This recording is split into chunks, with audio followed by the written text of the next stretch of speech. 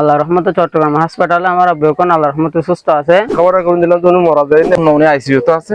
গতকালকে যেটা আপনার সোশ্যাল মিডিয়ায় পোস্ট ভাইরাল হয়েছে আমার আব্বু মারা গেছে বলে, ওইটা কিন্তু সম্পূর্ণ আপনার বানানো, এটা হচ্ছে সম্পূর্ণ মিথ্যা।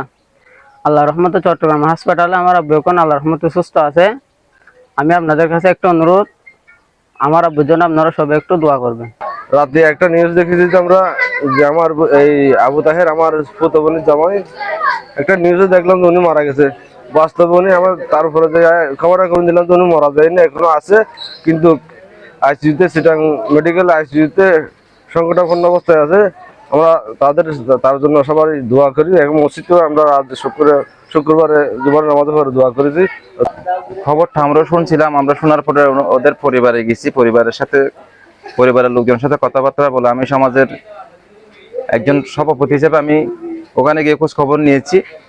আল্লাহর রহমতে উনি এখনো মোটামুটি সুস্থ আছে, তবে অবস্থা খুবই সংকটাপূর্ণ। উনি আইসিইউতে আছে, এখনো পর্যন্ত মারা যায়নি সেরকম ভাবে আছি। তবে আমরা আজকে জুমার নামাজে এলাকাবাসী মিলে যারা ওইখানে ট্রানজিটের মধ্যে আহত হয়েছে তাদের জন্য, সবার জন্য দোয়া করেছি। আল্লাহ পাক যেন সবাইকে ভালো রাখে।